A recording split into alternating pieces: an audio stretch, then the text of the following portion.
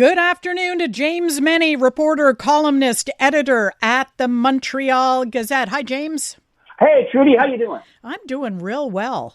You know, we're the week is ticking along.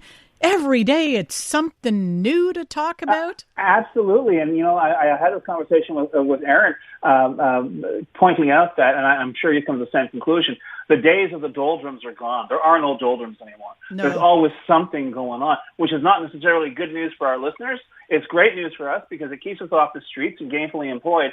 But that said, there's always something going on. The day of interviewing the guy who milks bats for a living are over.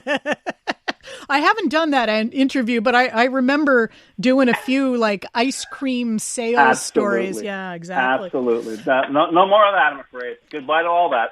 Tell us about the latest on the advanced polling in Arthabaska. The turnout, I think, is beyond what was expected, Absolutely. given, And we were talking about this and how that is a hallmark of how this by-election in literally the middle of Quebec, Somme de Quebec, is basically a dress rehearsal for the general election.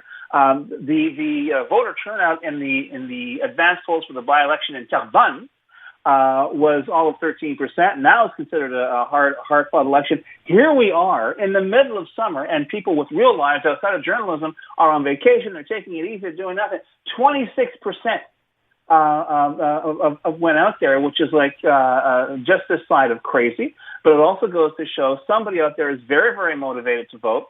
Are they supporting Zane, the Conservatives? Are they supporting the Parti Québécois? Are they supporting the CAQ? Maybe option number 3 is less likely. But all that said, you have to really ask yourself whether or not the litmus test for Quebec politics is going to take place in less than a week on the 11th, on Monday. The by-election per se will be held, and we'll find out who's going to represent that riding. But no matter who wins, and as I said, it's not just a matter of who wins, it's going to be a matter of who loses and by how much. We're really, I think, going to see a rewrite of the essential blueprint for Quebec politics, the presumptions that we've had. Clearly, the bulletproof promenade that the CAQ has enjoyed for nearly 8 years is completely over. As I say, I'd be surprised if François Legault seeks a third term, and I'd be very surprised if the CAQ was turned into anything other than a kind of a fade mark on the political map after October of 2026. Obviously, we'll see what happens and what can happen, but for the time being, all eyes, believe it or not, are on Arthabaska L'Érable. And right now, these numbers keep on promising a very, very, very interesting vote. There's also the question of, depending on how the vote goes and how bad it is for the CAQ, what François Legault might try to pull out of his back pocket as a Hail Mary issue to save his leadership and save the party in the final year of the mandate. And Raphael Melançon had an interesting opinion piece in the Gazette today saying that the Bill 21 secularism Supreme Court ruling might fall into that category. Can you imagine going into the last year of a CAQ government if the ruling goes against the CAQ on Bill 21?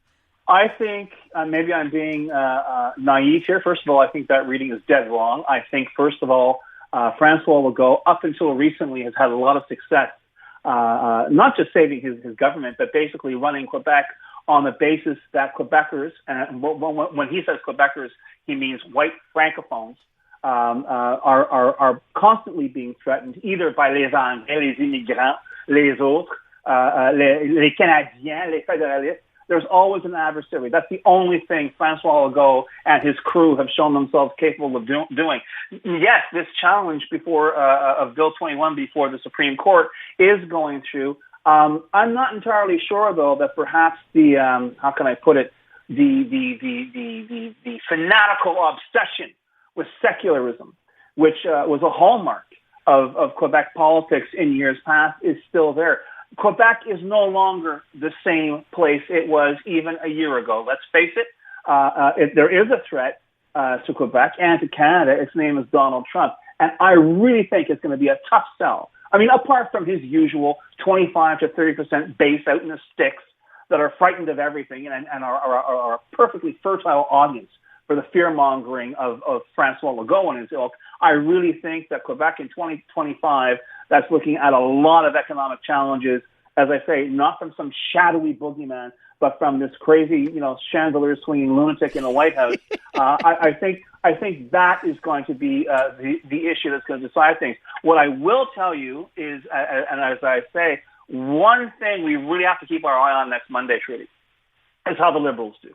Even if they finish third, unless they finish a respectable third, I think you'll hear the words, the Rodriguez effect. L'affaire Rodriguez might be uttered in a more arch tone if the Liberal candidate does not give a respectable showing. But once again, that's why this by-election is so fascinating. But yeah, I mean, Bill 21, you name it. But as I say, I like to think that most Quebecers have outgrown François Legault, metaphorically, coming into their bedroom at tuck-in time, warning about the boogeyman in the closet or hiding under their bed. I think they're past that. I think that's why the CAQ is absolutely crashing and burning in the polls, and why it's so difficult for this government, this shambles, this collection of incompetence, proven incompetence, to try and reinvent themselves in time for the next general vote.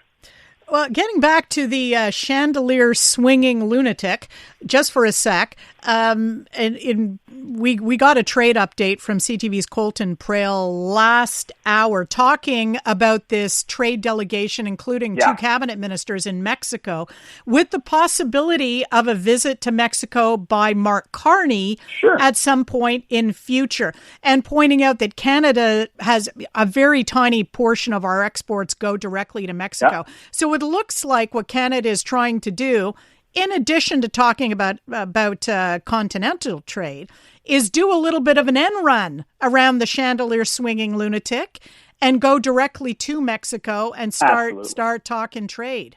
And not just that, I'll take it one step further, Trudy. I think what the Canadian government is doing, because let's face it, heads of state, heads of government, do not negotiate trade deals any more than cabinet ministers do. It's the grunts, it's the bureaucrats, the people behind the scenes who do all that. And Mexico has its share, we have our share, and I'm sure they're talking to each other. But when you have two cabinet ministers, one for finance, the other for global affairs, foreign affairs, there is as far as I'm concerned, they are simply dragging their coat in front of Donald Trump. They are doing this deliberately to infuriate the increasingly beleaguered Donald Trump, who's facing all kinds of challenges, not just on the fact that his tariff grift has been revealed to be the scam that it has always been, but also that he's still fighting not to be dragged to the bottom of the ocean with the Epstein files around his neck. But what I love about this meeting as well, and you know how it works. The cabinet ministers, they meet, they do a photo walk, they exchange gifts or whatever. And, they talk about strengthening our relations. And we're saying, our relationship with Mexico has never been better, and we're all happy. But what I absolutely love is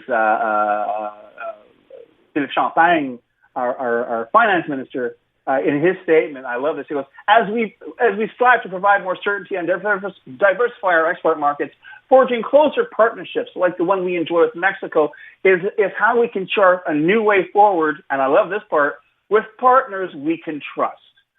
And this is not, an off-the-cuff remark. This is in black and white for Trump's consumption. Of course, they're rubbing his nose in it. They want him and they also know that 91% of our business with the U.S. thus far is protected by existing trade agreements. But once again, even if Trump turns around and decides to declare war on Canada tomorrow, I like to think that there are people waiting in the wings with a jacket that does up the back, waiting to perhaps take them away for a much-deserved rest. James Mennie, it's always amusing talking to you. Thank you very much. À demain.